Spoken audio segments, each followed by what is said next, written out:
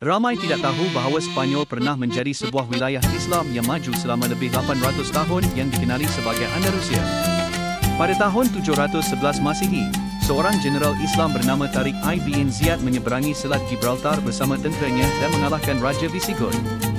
Nama Gibraltar berasal daripada Jabal Tariq yang bermaksud Gunung Tariq dinamakan sempena beliau.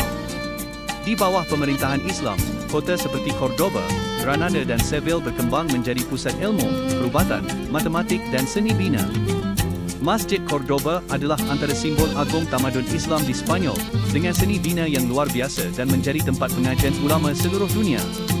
Pemerintahan Islam di Andalusia terkenal dengan toleransi terhadap penganut Kristian dan Yahudi.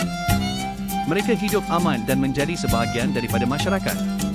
Namun, kuasa Islam mula melemah apabila kerajaan-kerajaan kecil Andalusia berpecah dan diserang oleh tentera Kristian dari utara.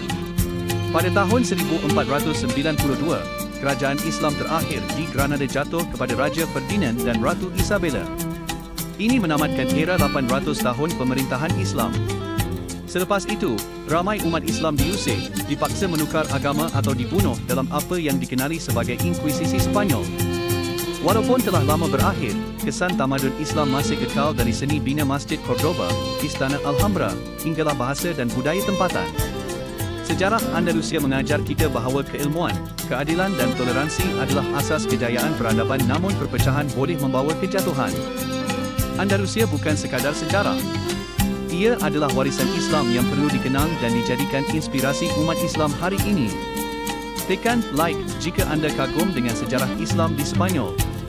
Jangan lupa subscribe untuk lebih banyak kisah hebat dunia Islam.